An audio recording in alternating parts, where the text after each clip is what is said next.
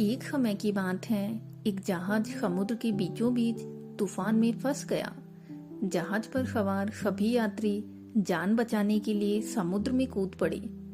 उसी जहाज पर एक बंदर भी था जो यात्रियों के साथ पानी में जा गिरा। तूफान तेज था और लोग तैरने की कोशिश कर रहे थे। तभी एक डॉल्फिन ने बंदर को देखा। डॉल्फिन को समुद्र में फंसे हुए प्राणियों की मदद करने में खुशी होती थी, इसलिए उसने बंदर को अपनी पीठ पर बैठा लिया और उसे सुरक्षित किनारे तक ले जाने के लिए तैरने लगी। तैरते हुए डॉल्फिन ने बंदर से पूछा, तुम कहाँ से आए हो और तुम क्या करते हो? बंदर, जो हमेशा डींगे हाँकने का आदी था, बोला, मैं बहुत बड़ा राजा हूँ। मुझे जंगल का सबसे समझदार और ताकतवर प्राणी माना जाता है। डॉल्फिन उसकी बात सुनकर चुप रही। थोड़ी देर बाद वह एक छोटी सी द्वीप के पास पहुंची। डॉल्फिन ने बंदर से कहा, यह रहा वह द्वीप जहां मैं तुम्हें छोड़ सकती हूँ। क्या तुम इस जगह को जानते हो?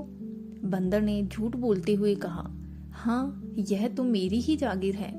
यहाँ के सारे जानवर मेरे मित्र हैं और मैं यहाँ का शासक हूँ। डॉल्फिन समझ गई कि बंदर झूठ बोल रहा है।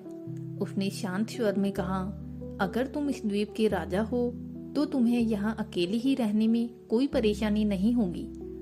यह कहकर डॉल्फिन ने बंदर को उस निर्जन द्वीप पर छोड़ दिया और वापस समुद्र में चली गई। अब बंदर अकेला और असहाय था। उसने अपनी झूठ बोलने की आदत पर पछतावा किया, लेकिन तब तक बहुत देर हो चुकी थी। झूठ और घमंड से कभी किसी का भला नहीं होता। सच्चाई और विनम्रता हमेशा मददगार होती है।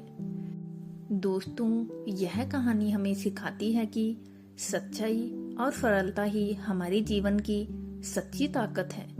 अगर आपको यह कहानी पसंद आई हो तो लाइक करें, शेयर करें और हमारे चैनल क्षमा की रोचक कहानियों को सब्सक्राइब करना ना भूलें। ऐसी ही प्रेरणादायक कहानियों के लिए जुड़े रहें। धन्यवाद।